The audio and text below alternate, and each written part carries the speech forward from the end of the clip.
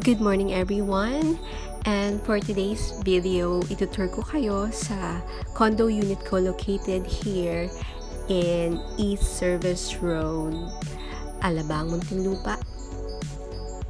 Pupunta tayo sa Urban Deca Campville, and right now, I'm riding a tricycle going there. And dito na po tayo, so stay tuned and see what's inside.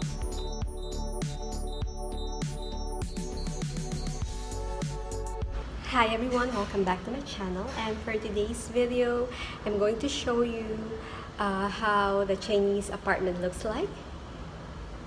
Ito po yun. This is actually my condo. It was my condo unit, studio type condo that was converted to an apartment that is good for 6 packs. Yan siya. It's a 25 square meter unit. Pagpasok mo, at your left side, this is the sink. Sink na siya kaagad. With personal ref. Personal fridge na siya.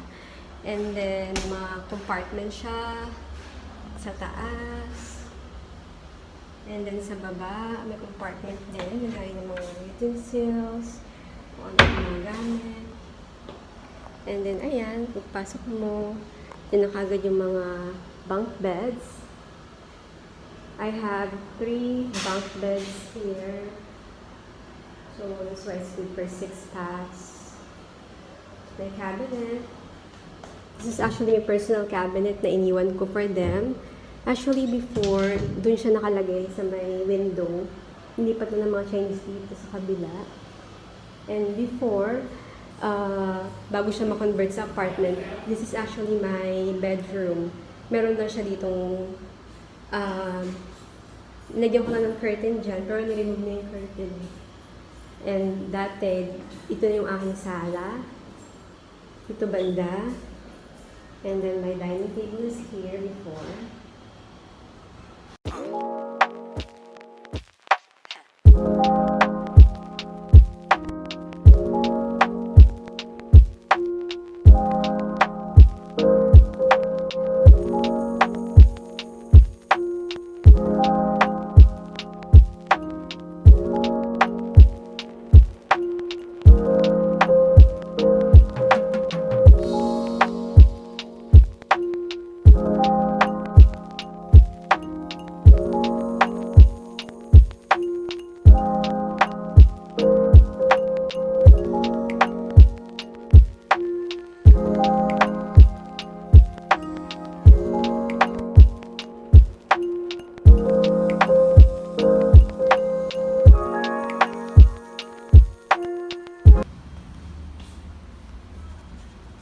And so this is my other unit.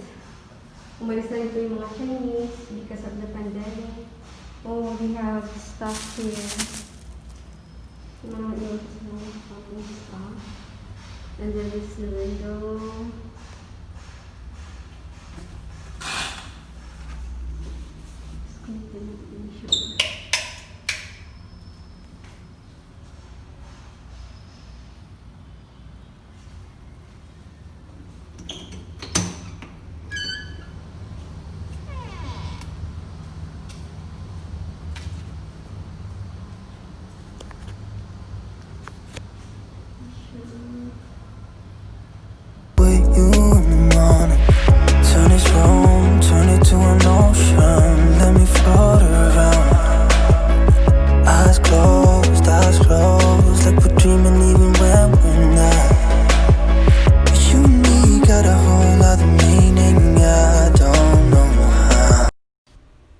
And this is the exterior of the building looks like, and this is the property management office. At the back of this office has a swimming pool, a small swimming pool that you could use from 8 a.m. until 5 p.m. So ito na po yung building. It doesn't looks like a condominium because this is a mid-rise condo. Mid-rise means 1 to 4th floor only, but if the building is 5 floors up, that means is a high-rise condo. So, ito siya. Mid-rise lang siya. It's not that extravagant kasi it's cheap to own this unit. Kapag meron kang 70,000, you can occupy this space. Pwede ka na mag-move in. Mag-reserve ka lang 15,000 and then magda-down ng 35,000, then move-in fee 15,000 also for the electricity and the water connection. And pwede ka na mag-move in.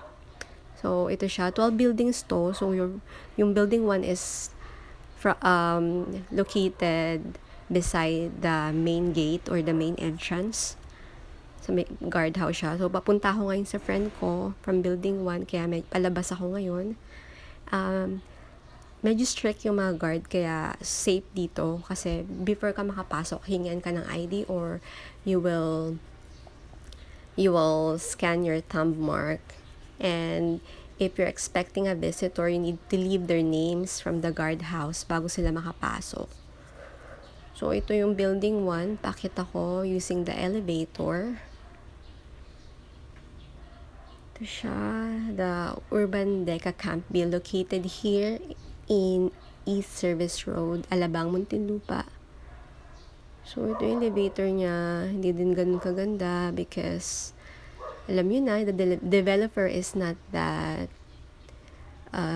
well known. Siya masyadong kilala unlike the DMCI, the Philinvest. So, this is 8990 condominium.